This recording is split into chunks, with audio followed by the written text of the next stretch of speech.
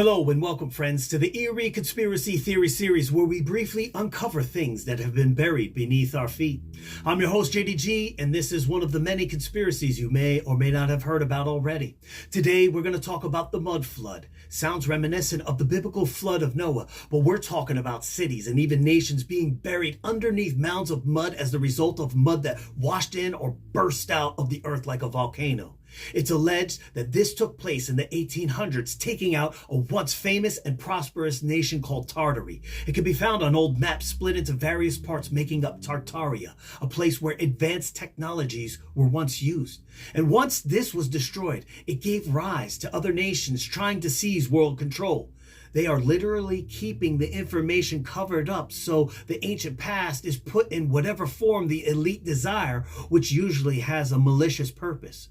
The full reason of why Tartaria is being hidden is not fully known yet, and since this is a relatively new theory, it leaves much to be uncovered.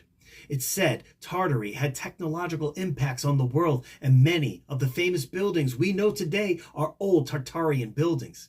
Now, have you ever walked down the street and seen a building's windows go into the ground? Ever see pictures of sinkholes unearthing hidden tunnels, even buildings beneath our streets?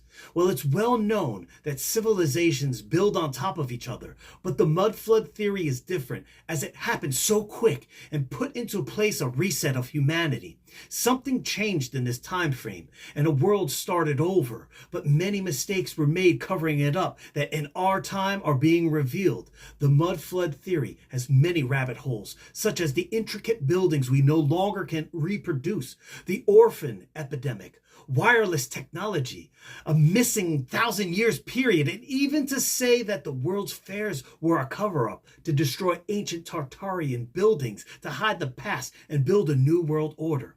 Biblically, though, Tartaria maps, they have been shown with 10 tribes of Israel on them, leading to many questions, even saying the Mudflood is a world reset after the rapture of the church happened. And so the time that we're actually living in now is when Satan is allowed to shortly falsely teach, to then be imprisoned afterwards in the lake of fire forever.